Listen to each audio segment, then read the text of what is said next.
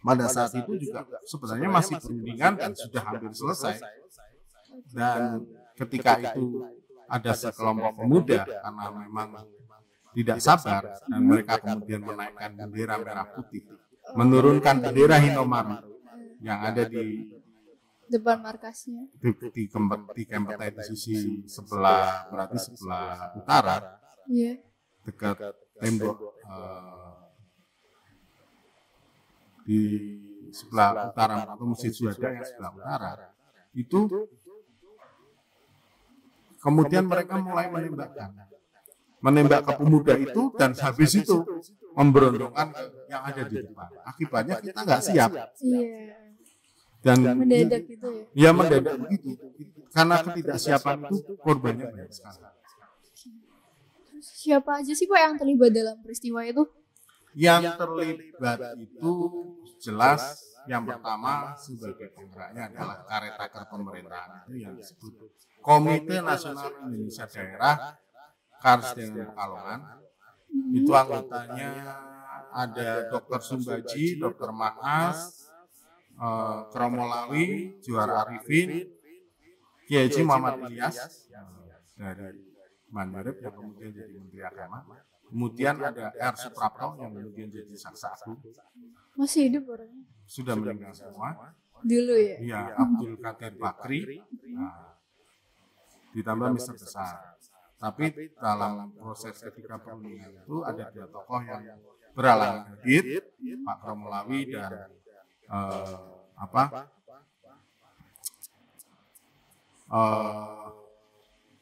Pak Muhammad Ilyas. Pak Muhammad Ilyas karena sakit, beliau tidak sakit berat, jadi nggak bisa hadir karena kondisinya tidak memungkinkan untuk mengikuti perundingan. Kemudian Pak Kromolawi berhalangan juga. Yang lain sampai mengikuti perkembangan perundingan yang dipimpin oleh Mister Besar. Nah, Mister Besar itu nanti keluar menyampaikan beberapa butir-butir yang sudah disepakati, tapi kemudian terjadi tembakan, dan mereka yang di dalam gedung itu ya tentu lari semua, panik lari melewati tembok pembatas antara kalau sekarang Masjid Syuhada dengan gedung Karsidenan yang kantor presiden, melewati tembok itu kemudian ke arah. Kenapa? Karena metraliur senapan mesinnya itu diarahkan ke tembok. Jadi untung ada tembok. Kalau ada tembok itu kena semua itu delegasi Pekalongan lari kemudian masuk ke kampung Pesindo delegasi Pekalongan. Dan mereka kemudian ya membubarkan diri sementara, tapi kondisi itu masih dikepung oleh para pemuda dengan jarak yang cukup jauh. Jadi menjaga jarak tembak lah bahasanya. Tapi korban itu masih ada di situ.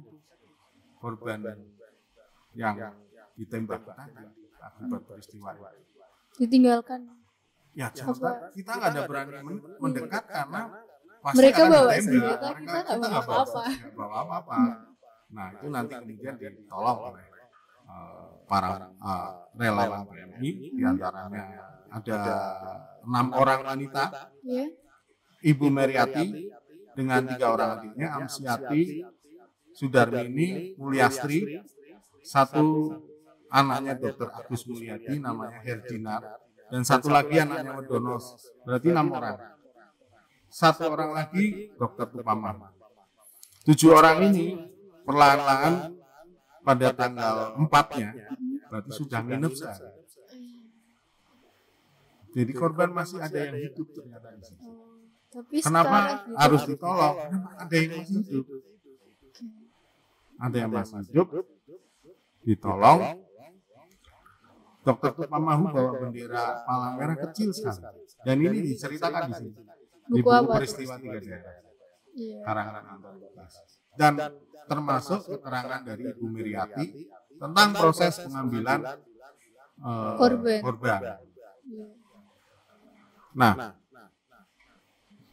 awalnya memang nggak ada yang berani mendekat.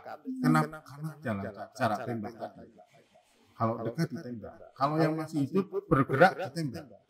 Maka kemudian disiasati siapa yang ambil. Maka dipilihlah relawan PMI dengan membawa bendera PMI. Nah, kemudian 6 orang bawa tandu 3, yang masih hidup diangkat dulu. Iya. Diangkat sampai Itu dibawa kemana?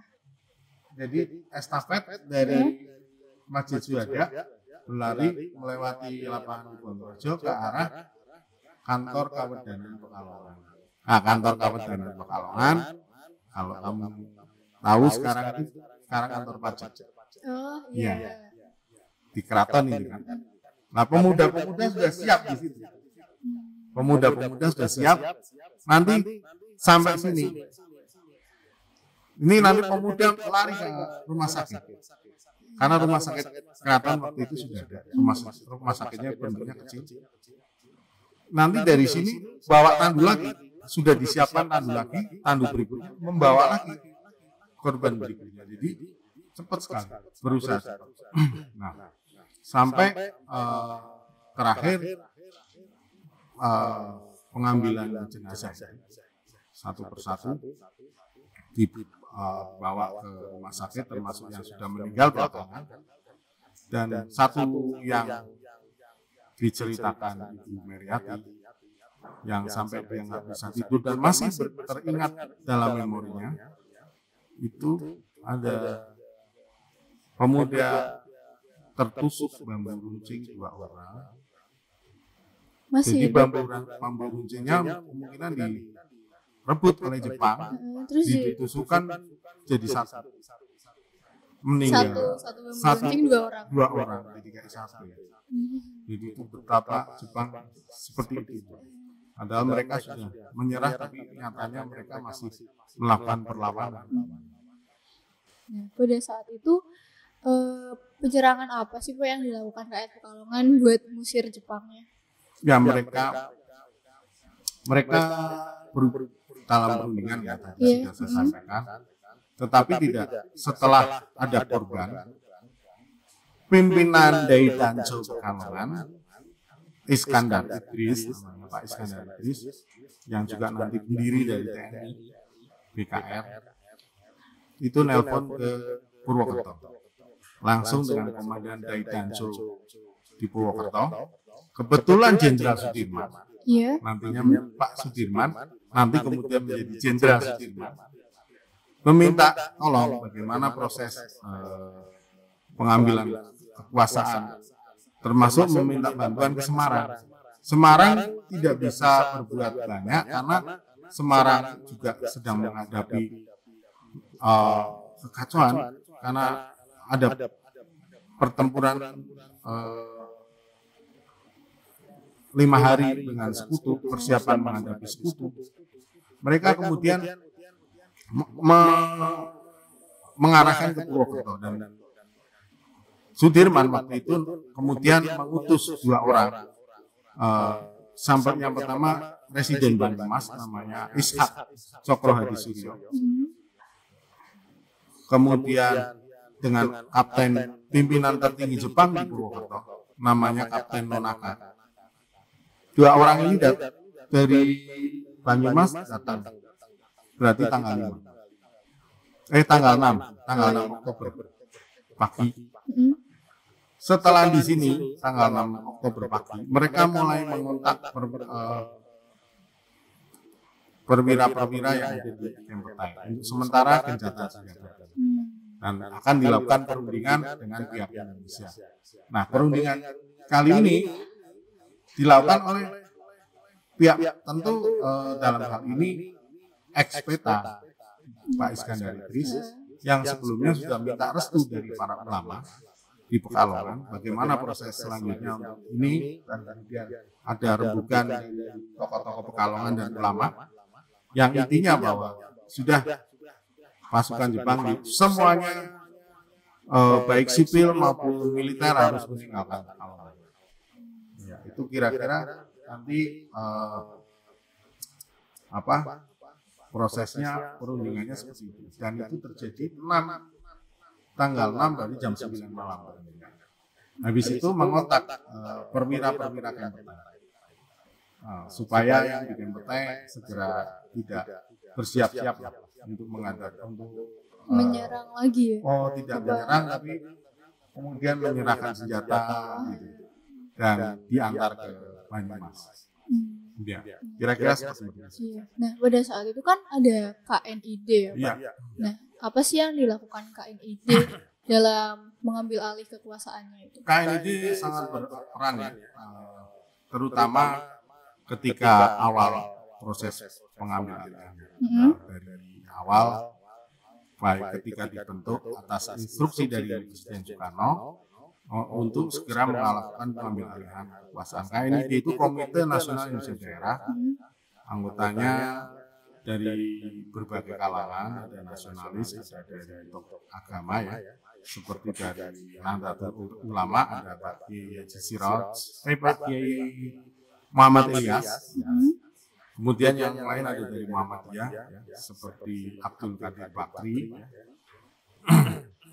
Mereka dari nasionalis ada Pak Romolawi.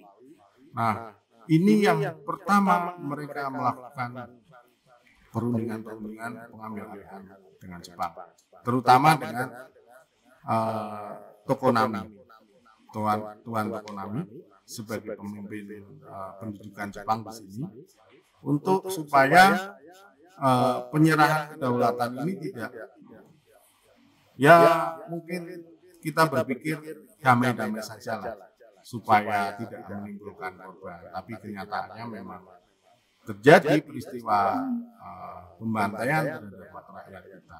Tapi tidak hanya itu saja, pihak Jepang juga ada yang meninggal juga, yang dibunuh oleh orang Pekalongan pada waktu peristiwa itu terjadi. Oke, jadi gitu ya Pak. Ya. Campur tangan KNID dalam sangat mengambil berperan. Nah, di monumen kan itu ada kayak patungnya itu ya. Ya. Itu bisa diceritakan nggak sih dari makna dari patung dan? Kalau makna dari itu sebenarnya kan monumen yang pertama tidak di situ. Terus gimana? Yang pertama di depan Masjid Syuhada. Tapi sekarang sudah nggak ada ya? Sudah, kamu mungkin tidak bisa melihat lagi, tapi nanti kita kirim ada gambarnya, bisa dilihat monumen awal. Didirikan tahun 64, 20 Mei, bulan pas hari kebangkitan. Setelah itu karena ada peristiwa 65, ya, Gestapo, tanggal 30 September itu, patungnya kemudian diganti. Dan tahun 83 itu mulai dipikirkan monumen dipindah ke lapangan Kebon Rojo yang pada saat ini, ya, yang sekarang monumen, dengan tujuan upacara itu biar lebih luas, ya, karena nanti di kemudian hari pasti akan luas. Dan itu dulu adalah bekas THR, Taman Hiburan Rakyat. Ya, gambar yang di situ ada 5 orang. Yang monumen sekarang. Monumen yang sekarang itu menunjukkan komponen-komponen yang yang terlibat dalam proses pengambilan. Ada tokoh-tokoh pemuda, ya, ada kalangan nasionalis, ada ekspeta, ada pelajar, ada yang dari PMI, ya, relawan PMI. Kira-kira gambarannya seperti itu. Nah, kalau patung yang dulu itu gimana Pak? Kalau yang terakhir, sebelum dipindah. Yang pertama saya kebetulan karena lihatnya foto, tapi saya tidak mengerti apa maksud yang pertama. Tapi yang kedua itu peristiwanya jelas, ada 3 orang pemuda, Bisma Mumpuni Rahayu, yang mencoba menurunkan bendera Jepang dan mengganti bendera merah putih. Yang mengakibatkan kekacauan itu ya? Iya, yang menimbulkan. Nah, pemuda yang namanya Bisma ini, dia tertembak, tetapi memegangi bendera itu kuat-kuat supaya tidak jatuh. Nah, itu tergambar di situ. Kemudian ada 2 pemuda lain di sampingnya yang mendampingi ya prosesnya, ada yang pakai senapan, tapi sebenarnya pada waktu itu kan kita belum punya senapan ya. Gambaran kalau diorama itu ada 5 peristiwa: pengibaran bendera merah putih, kemudian pawai menyambut kemerdekaan, kemudian ada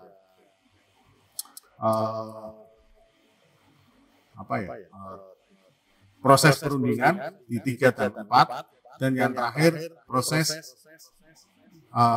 Jepang meninggalkan Pekalongan 5. Itu ada keterangannya di situ, dan masing-masing itu dibuat tahun 2018 ya. Kebetulan saya yang merekonstruksi dan ada teman sketser yang menggoreskan sketsanya, tapi semua itu atas arahan saya. Jadi misalnya senapannya harus seperti ini, truknya harus seperti ini, hampir, dan ketika dia gambar stasiun dia harus berada di stasiun, jadi biar membayangkan gitu ya. Jadi sketsanya biar mantap, jadi nggak gampang juga prosesnya. Walaupun itu pakai akrilik, jadi kalau malam hari itu bisa kelihatan, bisa terang, bisa terang. Kira-kira. Nah, terus peristiwa yang di Kebon Rojo itu kan pada saat itu terjadi pada tanggal 3 Oktober kan, tahun 45. Nah, gimana sih konsolidasi rakyat Pekalongan pasca kemerdekaan itu? Ya, tentu akan menjadi semakin kuat ya.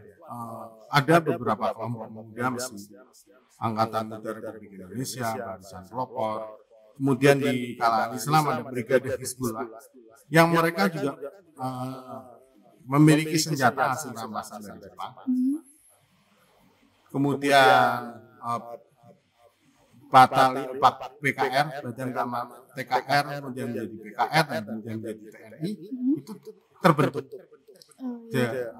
Kebetulan komandan di sini adalah Resimen 17 di bawah Kodam Diponegoro, dan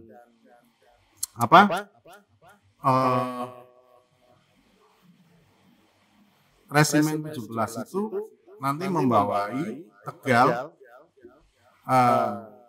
Pemalang, Pekalongan, dan Batang, dan masing-masing punya satu kesatuan, macam-macam komandan, dan komandan 17 adalah Iskandar Idris yang di kemudian hari terakhir berpangkat Letnan Kolonel kalau nggak salah sebelum beliau pensiun.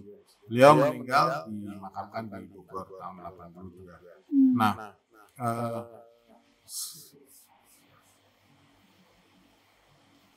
kalau dari peristiwa itu kita bisa melihat bahwa nanti di kemudian hari pemerintahan Pekalongan itu terbentuk, ada wali kota, kemudian kabupaten, ada bupati Pekalongan, ada residen Pekalongan. Nah, mereka nanti mengurusi. Bayangkan kita pada waktu itu belum punya apa-apa kekayaan, dan semuanya masih sumbangsih dari masyarakat. Jalannya pemerintahan kita belum memungut pajak, belum punya pendapatan, dan mereka yang menjadi pemimpin pada waktu itu adalah orang yang berani mati. Kenapa? Pasti pertama yang dicari oleh Belanda pemimpinnya dulu, bukan rakyatnya, tapi pemimpinnya yang dianggap nanti bagi Belanda itu ya pemberontak, tapi bagi kita adalah pejuang kemerdekaan. Nah, terus apa sih Pak akibat dari peristiwa 3 Oktober tersebut? Ya, kalau akibatnya secara luas bahwa Pekalongan diceritakan oleh Anton Lukas dalam buku Peristiwa 3 Daerah. Ya, Pekalongan adalah daerah pertama di Indonesia, bahkan di Jawa dan mungkin di Indonesia, karena saya belajar beberapa sejarah itu 7 Oktober itu angka yang paling, tanggal yang paling awal bebas dari kekuasaan Jepang. Berarti yang pertama merdeka. Iya, yang pertama merdeka yang secara langsung. Kemudian kalau pertempuran 5 hari di Semarang itu setelah melewati tanggal 7. Dari sini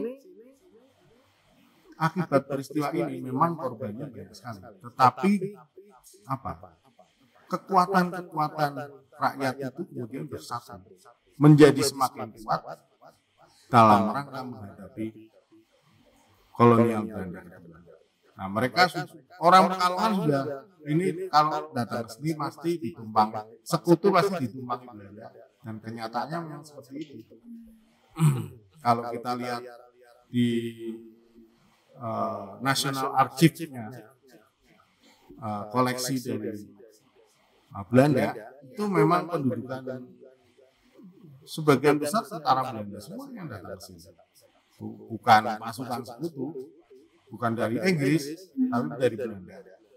Kalau Inggris sempat bertempur di Magelang, ya, di Salatiga, kemudian di Surabaya, ya, mereka juga terdesak juga. Tapi di sini yang datang adalah Belanda. Kita sudah orang-orang pemimpin kita waktu itu sudah, kita harus punya senjata, kita harus punya pemerintahan yang kuat, kita harus punya pasukan yang kuat supaya kita tetap bisa mempertahankan kemerdekaan. Karena kan tidak mudah merebut kemerdekaan.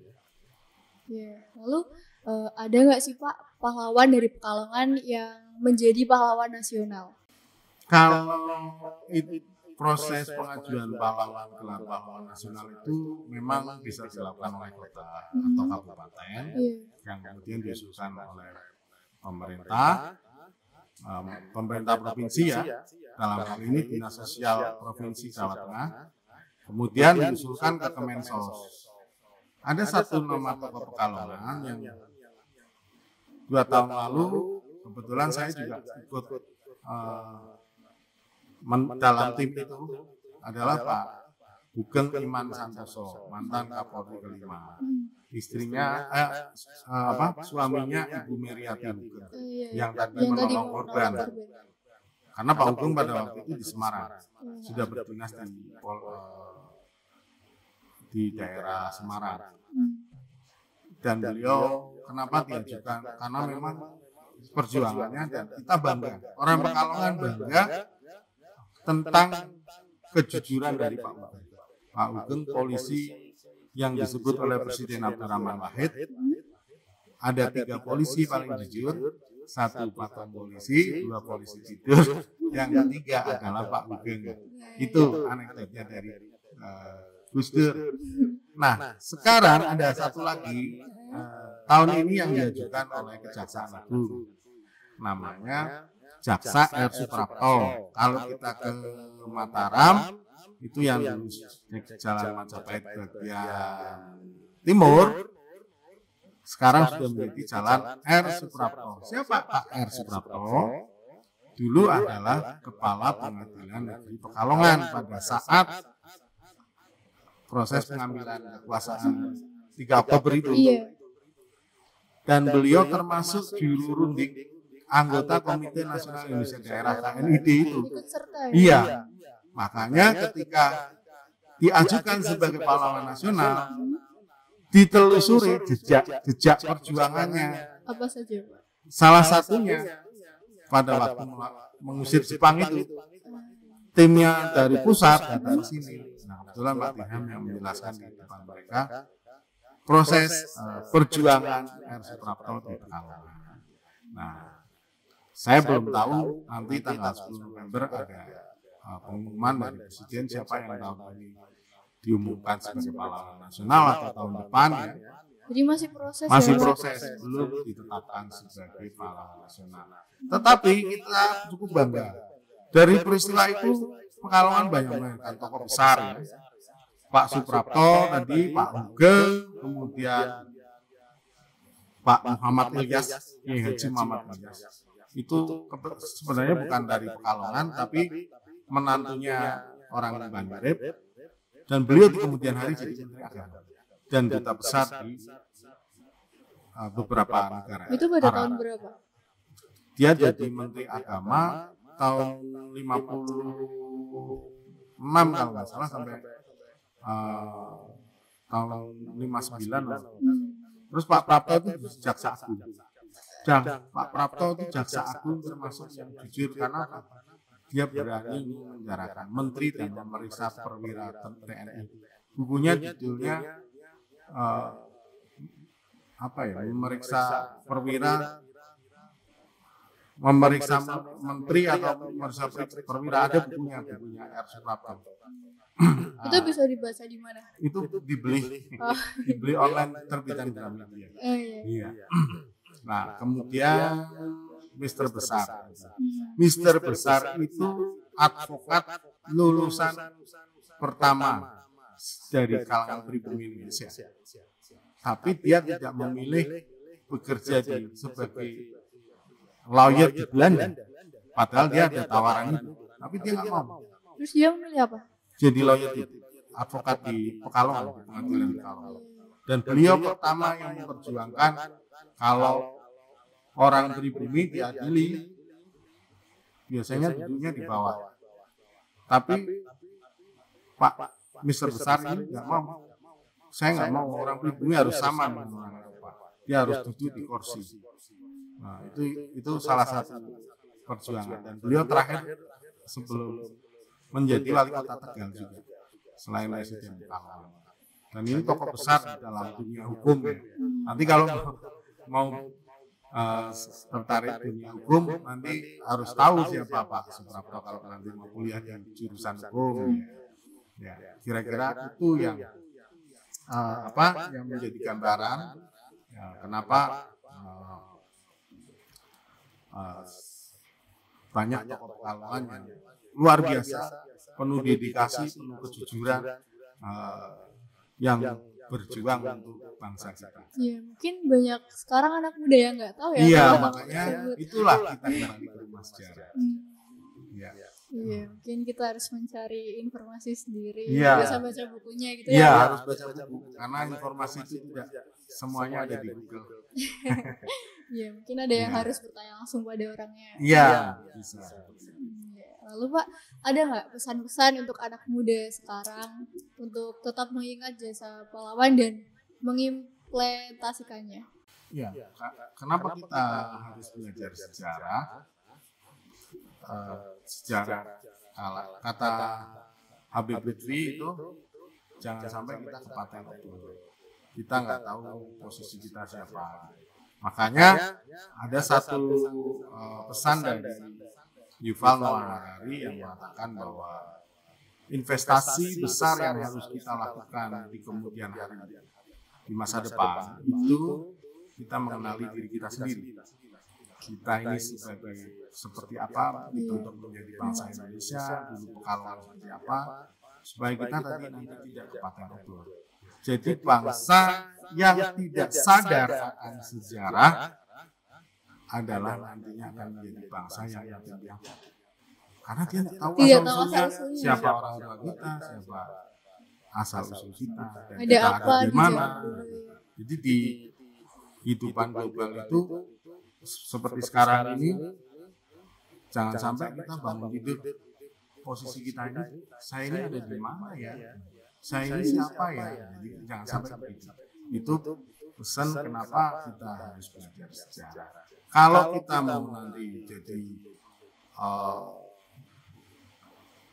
misalnya pilot misalnya, kita harus belajar sejarah di Kandara dan sebelumnya. Seperti apa heroiknya pelaku sejarah. Kemudian kalau kita mau punya jadi pengusaha kapal, jangan lupa belajar sejarah kemaritiman.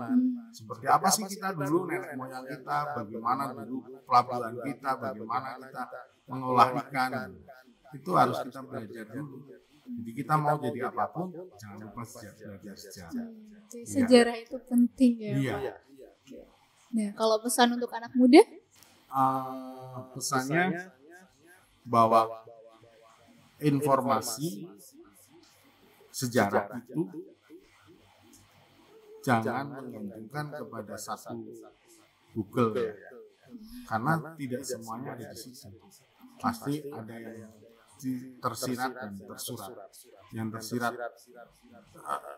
di dalam buku misalnya itu yang tersurat di dalam buku pasti ada di buku sejarah, dan kita harus membaca, karena kita kalau membaca pakai handphone capek matanya. Kita lebih teduh pakai buku biasa, karena berjam-jam pun kita nggak akan capek, tapi kita pakai itu akan capek. Kemudian yang tersirat kita bertanya langsung kepada orang-orang yang tahu tentang filsafat, tentang filosofi dari kehidupan, dari pengalaman dia tentang satu peristiwa. Itu perlu juga supaya kita ini tidak salah-salah. Gitu. Iya. Jadi begitu ya Pak. Iya. Oke. Baik, terima kasih Bapak sudah menyempatkan waktunya untuk datang dan ngobrol dengan saya di sini. Mungkin Bapak sibuk ya sekarang ini. Sibuk gak Pak? Sibuk terus. Tapi bisa ya datang ke sini. Iya, insya Allah. Ya, alhamdulillah. Oke. Terima kasih sudah menonton.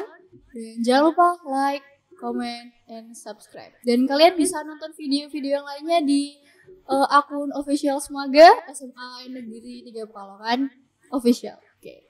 Terima kasih Bapak. Bisa ada kamera. Sampai jumpa.